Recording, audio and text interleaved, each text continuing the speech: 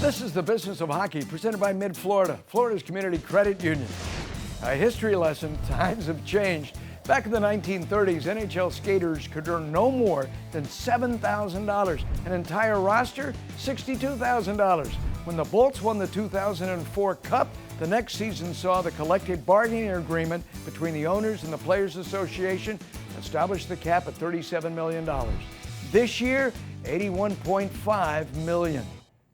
If you're feeling disconnected from your bank, connect with a community of financial empowerment. Mid-Florida Credit Union is that community. One of innovative conveniences, dreamers and dream makers, of human beings being there for you. And right now, you can get $300 for opening a new free checking account with Mid-Florida. Apply online or at any branch. It's more than banking. It's belonging. Mid-Florida is Florida's community credit union.